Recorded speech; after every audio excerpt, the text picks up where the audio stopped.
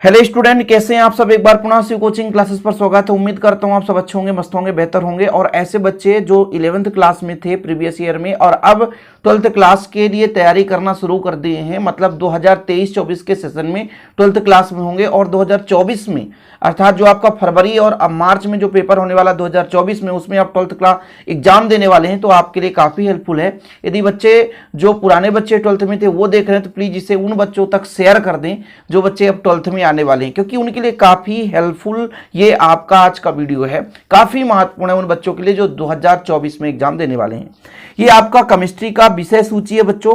यहां से कितने चैप्टर हट गए हैं, कौन कौन से चैप्टर को बिल्कुल नहीं पढ़ना है 2024 के लिए, एनसीईआरटी ने ही हटा दिया है। 30% सिलेबस की बात नहीं है, इस बार एनसीईआरटी ने ही हटा दिया है और सीधा चैप्टर ही हटाया है। तो बिल्कुल आपको किसी बात को सोचने की जरूरत नहीं है, बिल्कुल टेंशन फ्री कर दिया है कि आप इतना चैप्टर पढ़ोगे ही नहीं।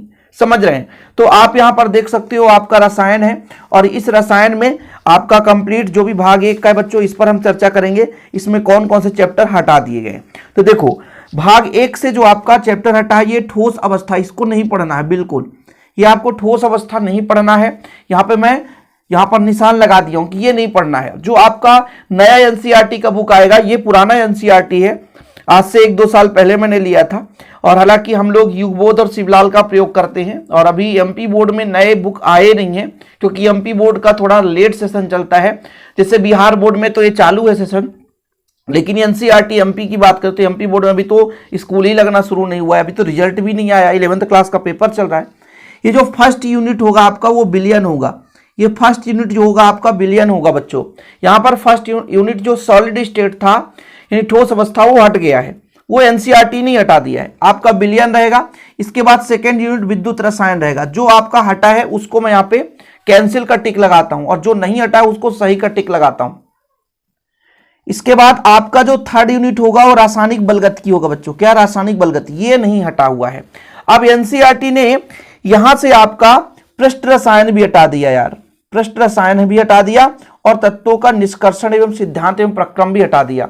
साथ में आपका पी ब्लॉक के तत्व, इसको भी हटा दिया। ये 3 चैप्टर लगातार क्रम से हैं, इनको हटा दिया है एनसीईआरटी ने, हटा दिया कि भाई अब हम इनको नहीं पढ़ाने वाले हैं। हम जो पढ़ाएंगे ये चीज पढ़ाएंगे कि डी और एफ ब्लॉक के तत्व, डी और एफ ब्लॉक के तत्व, इसे नहीं हटाया। ये बिल्कुल ये आपको पढ़ना होगा। 5-6 चैप्टर हटा दिया है, 5-6 चैप्टर हटाया है, आराम से हटा दिया है। जैसे आपने 4 चैप्टर देख लिया, 2 चैप्टर और हटा है। ये आपका उप सहसंयोजी यौगिक, ये भी आपका नहीं हटा है, मतलब इसको आपको पढ़ना है। यानी जो आपका भाग 1 है, एनसीईआरटी का भाग 1 है, यहां से आपको कितने चैप्टर हटे मिल गए भैया? एक सॉलिड स्टेट, एक आपको पृष्ठ रसायन, तत्वों का निष्कर्षण सिद्धांत, पी ब्लॉक के तत्व, मतलब इतने चैप्टर 12th क्लास से हटा दिए। सोचो, अब मतलब इतना आपको पढ़ना ही नहीं पड़ेगा। जब आप सेकेंड भाग में पहुंचोगे तो इसमें बहुत कम हटा है। हेलोएल्केन हेलोएरिन बिल्कुल है, ये बिल्कुल हटा ही नहीं है। और आपका अल्कोहल फिनाल ईथर, ये भी नहीं हटा है बच्चों। एल्डिहाइड कीटोन कार्बोक्सिलिक अम्ल, ये भी नहीं हटा है, क्योंकि आपको यदि बुक लेना है नया और नहीं आया है तो फिर आप कंफ्यूज हो गए, इसलिए आपको पुराना ही बुक किसी से एडजस्ट करना, जो बड़े भाई बहन। ये आपका एमीन, ये भी नहीं हटा है, ये एमीन आपका नहीं हटा है।